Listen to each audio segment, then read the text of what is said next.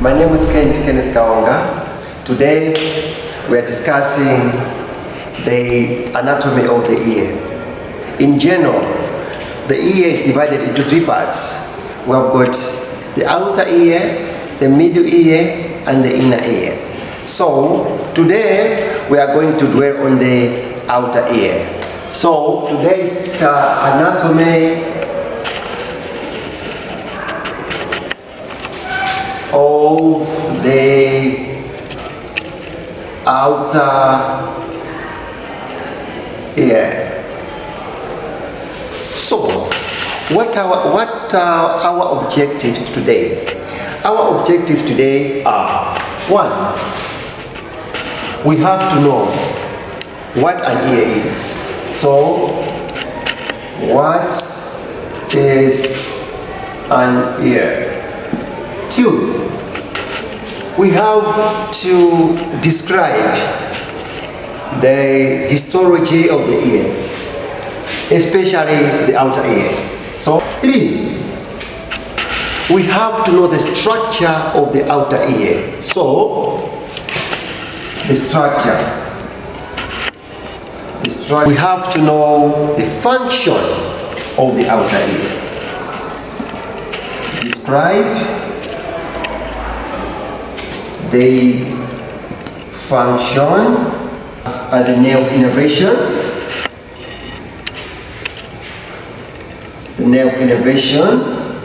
and the lymphatic system. So these are our objectives. Yes. So what do we mean when we are saying the outer ear? The outer ear extends from the pinna up to the tympanic membrane. Other people call it an eardrum. So in other books, they say that the outer ear is from the pinna up to the eardrum, which means eardrum is included.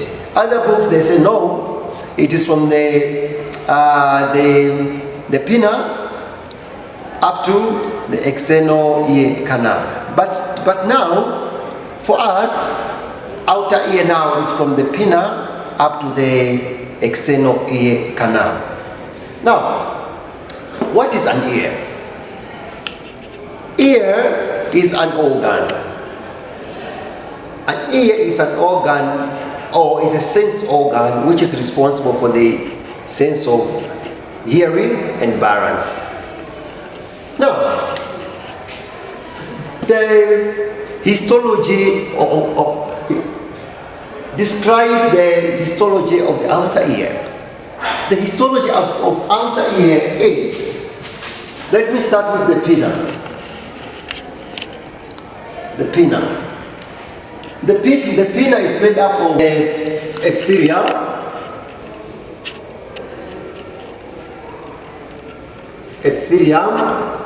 which is keratinized,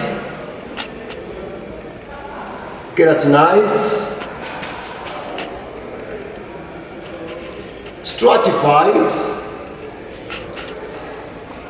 squamous epithelium.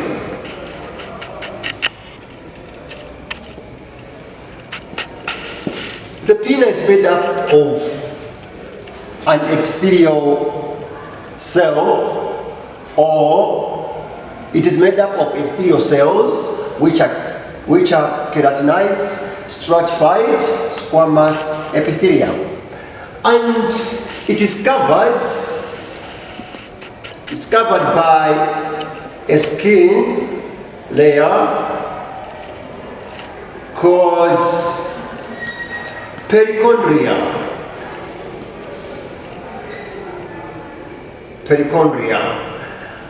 And this perichondrium covers a cartilage which is called an elastic cartilage. Okay. This elastic cartilage enables the flexibility of the pinna. That's why you are able to bend your pinna the way you want. It is because of this elastic cartilage. So, let me go to the external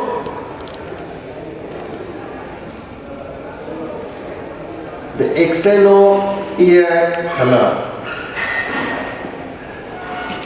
External ear canal is also made up of epithelial cells,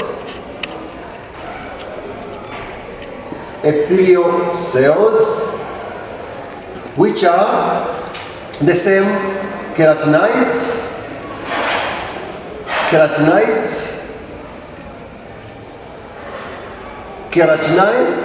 stratified, squamous epithelium. Yes, this is the histology of the outer ear. Now, let me go to the structure of the ear. So, we have got our beautiful diagram which shows all the parts of the outer ear. So, this is our pinna. Other people call it an auricle. Other people call it a fanial. So, we have got the depressions, the prominences, which make our beautiful pinna. So, these are the parts of the pinna. We have got the tragus, which is here, which is just at the entry of the external auditory meatus. This is the part. This prominence. So just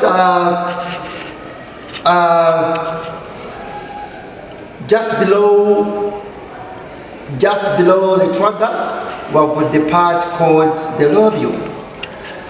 This lobule is made up of fats, and this part, it's that's the part which most of the ladies and even men they use for piercing of the earring. And we have got a concha ball. A concha ball it's shaped as it's shaped like a bowl, right? Which is just on the entrance to the external ear canal.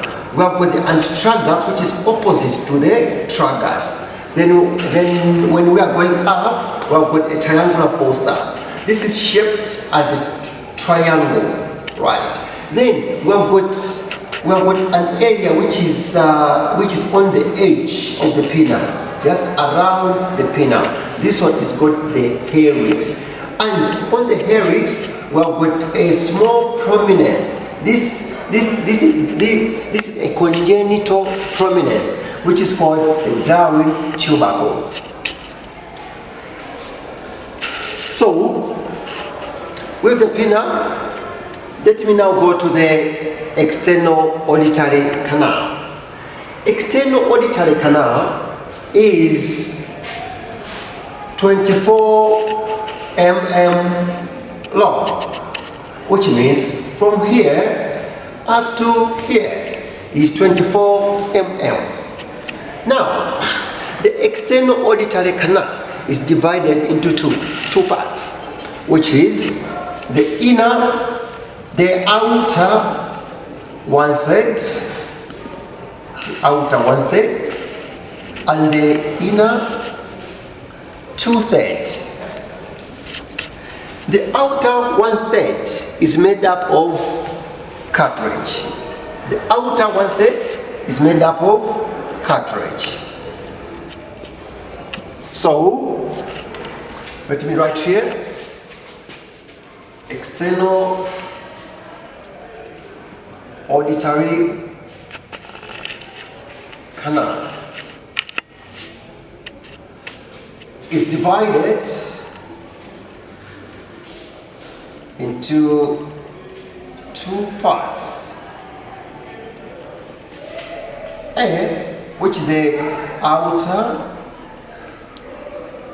1/3, and B is the inner 2/3. So the length is 24 mm. So the outer 1/3 is 8 mm, and this one is 16 mm. So outer 1/3 has got appendages, which are the modified glands, which are ceruminous glands, and also it contains sebaceous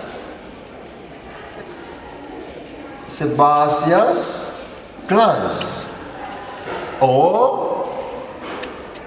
pilosebaceous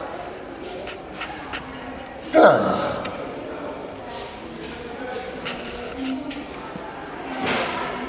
The outer 1/3 has got deficiencies,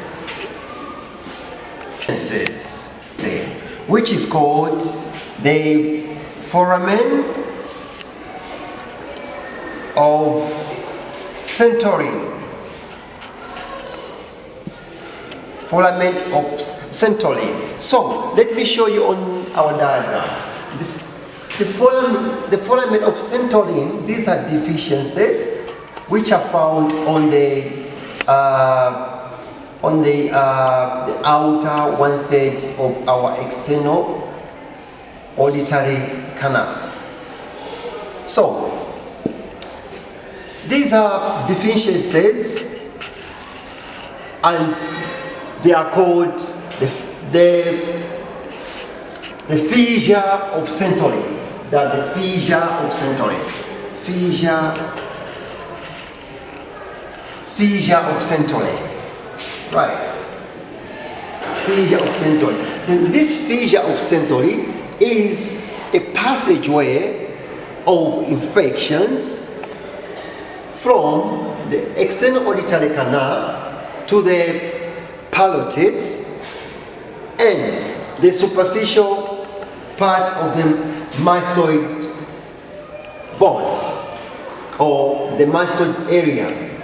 So infections can pass through from external auditory canal to the palate and the mastoid. So now the second part is made up of bone. It is made up of bone, while the outer part is made up of cartilage. And also on the same outer 1/3 we have got cilia. Other people we can say hair.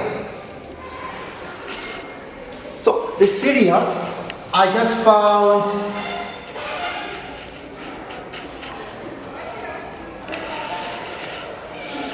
here. So that's why the ear canal is prone to staphylococcal infections, just because of the presence of this cilia. Now let me go to the inner 2/3. The inner 2/3 is 60 mm, and it is made up of bony structure. This one is made up of bony structure. And the inner 2/3, on the anterior inferior to the tympanic membrane, there is a depression which is called an isthmus. Here, that's where most of the foreign bodies lodge. And if a foreign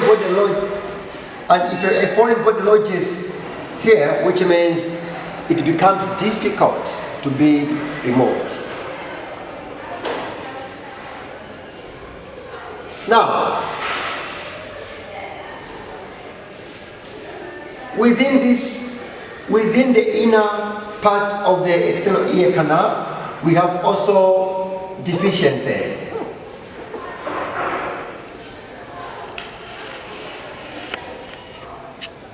These deficiencies are called the foramen of Hashka.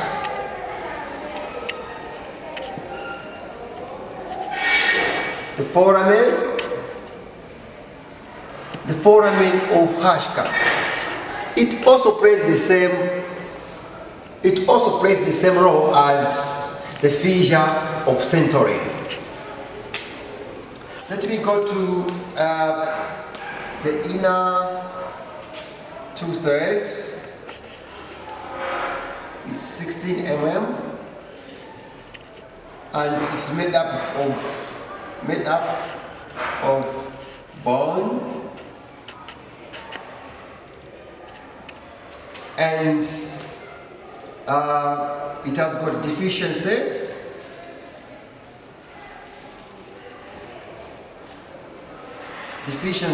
Called the foramen of Hashke.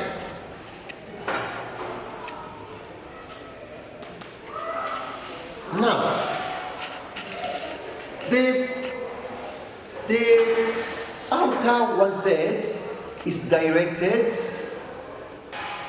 It is directed upwards, backwards, and medially. While the inner 2/3 is directed downwards, forwards, and medially. That's why when you want to view the tympanic membrane, when you want to do an otoscopy, you have to pull the pinna backwards, downwards, and laterally. In so doing, you are able to view the tympanic membrane. Now, let me go to the functions of the outer ear. Now, describe the functions of the outer ear. Functions of the outer ear. Functions of the outer ear. 1. The pinna, it acts as the funnel. The pinna traps the sound waves and concentrates them or directs them into the ear canal. So the pinna traps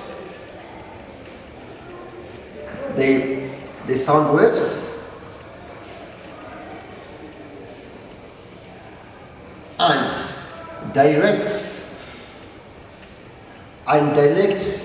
them to the ear canal. 2. The parts of the pinna are of surgical importance. What do I mean? Tragus, for example, they are used parts of the pinna are of surgical importance. What do I mean? For example, tragus is used as a graft when performing tympanoplasty.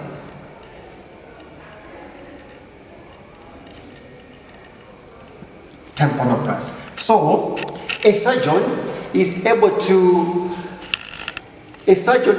harvest a graft from the tragus when a patient has got a perforation, or when a patient has got a hole on a tympanic membrane or on an eardrum.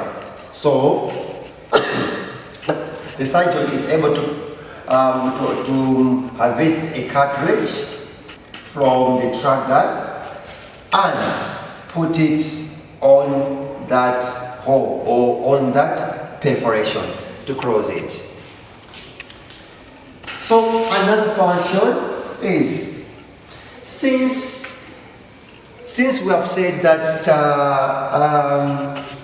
the outer 1/3 of the eardrum of the external auditory canal has got modified glands, e.g. ceruminous glands, right?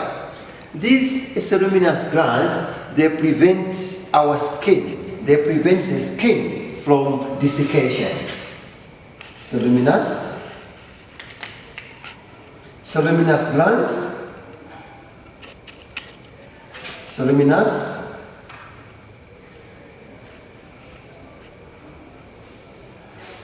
produce or secrete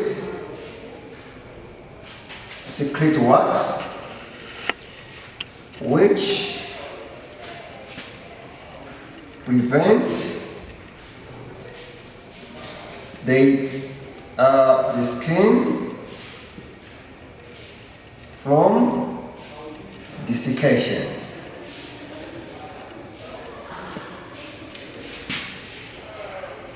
Four, we have also said that the same external auditory canal, especially the outer 1/3, has got cilia. So this cilia, right, is used to prevent the entry of foreign bodies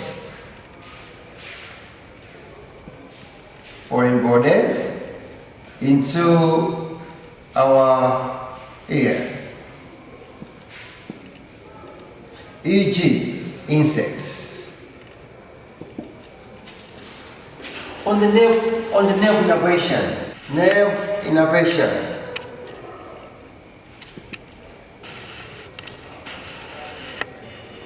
One, the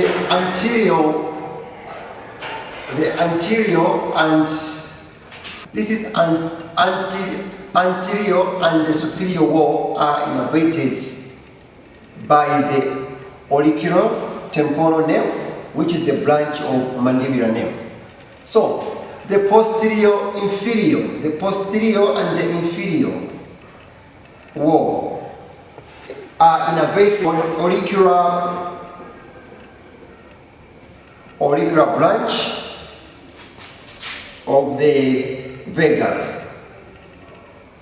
So on the nerve innervation, we have the anterior and the posterior wall, which are innervated by the auriculotemporal nerve, which is a branch of the mandibular nerve, and the posterior and the inferior wall are being innervated by the auricular branch of the vagus nerve, which is also called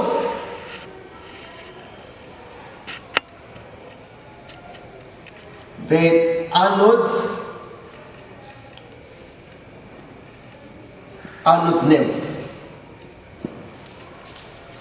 This Arnold nerve, I think a lot of people have come across this Arnold's nerve. Now, because whenever you are poking your ear, you stimulate this Arnold nerve. That's why when someone is poking his or her ears, when there's a stimulation of the Arnold's nerve, he coughs. There is a cough reflex. That cough reflex is because of the stimulation of the Arnold's nerve. On the posterior wall, On the posterior wall, there is a sensory branch of facial nerve. So, on the posterior wall, there is also a sensory branch of the facial nerve which is innervating it. Now, finally, let me talk about the lymphatic drainage. The lymphatic drainage is by the preauricular